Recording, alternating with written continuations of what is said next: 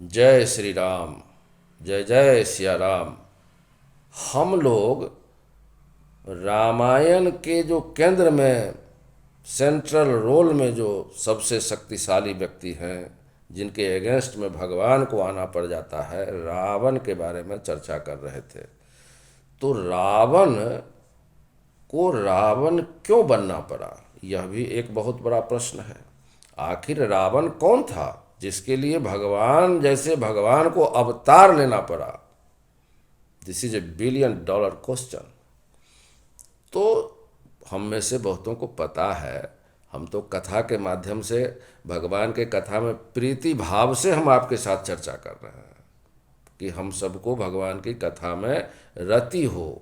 नवधा भक्ति में जैसे भगवान बोल रहे हैं ना सबरी माता से कि दूसर रति मम कथा प्रसंगा, मेरे कथा प्रसंग में लोग की जिसकी अभिरुचि हो, रति हो, वह भक्ति है।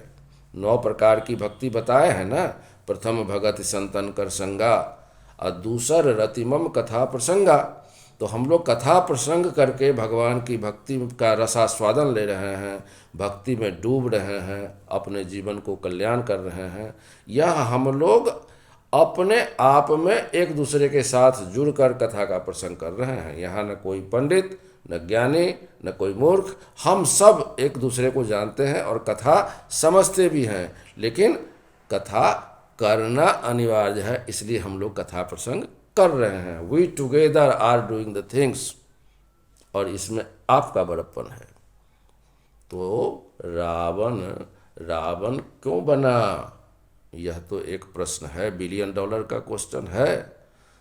तो कथा में आती है कि रावण और कुंभकर्ण ये जोड़ी है। असल में भगवान के 2 द्वारपाल थे बैकुंठ में, जय और विजय नाम के। ये दोनों द्वारपाल भगवान के परम भक्त थे, परम संत थे, तभी तो भगवान के द्वारपाल थे। तो ये दोनों जब द्वारपाल थे तो सनकादिक ऋषि ये लोग भगवान के दर्शनार्थ बैकुंठ पधारे, और भगवान के लीला के हिसाब से इन दोनों ने उनके साथ थोड़ा सा मिसबिहेव कर दिया, थोड़ा रोक दिया, टोक दिया।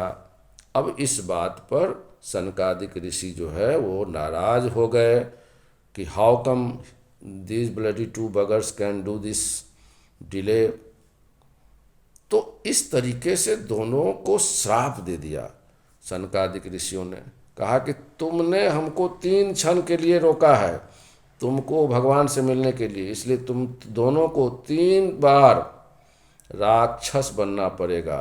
भगवान भी दौड़ के आए, क्या हो गया नहीं हो गया।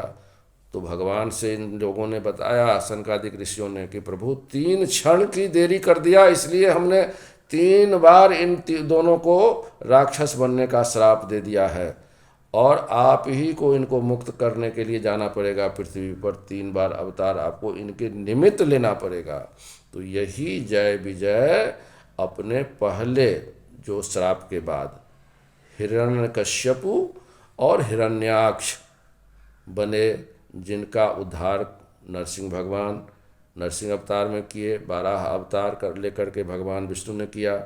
और फिर ये रामावतार में रावण और कुंभकर्ण बने, तो भगवान राम को आना पड़ा, अवतार लेना पड़ा, भगवान को रामावतार लेना पड़ा। और इसी तरीके से तीसरी बार शिशुपाल और दंतवक्र के रूप में ये आए, तो भगवान श्री कृष्ण अवतार में इनका वध किया, अर्थात इनको मुक्ति प्रदान की। तो ये है कहानी का सार।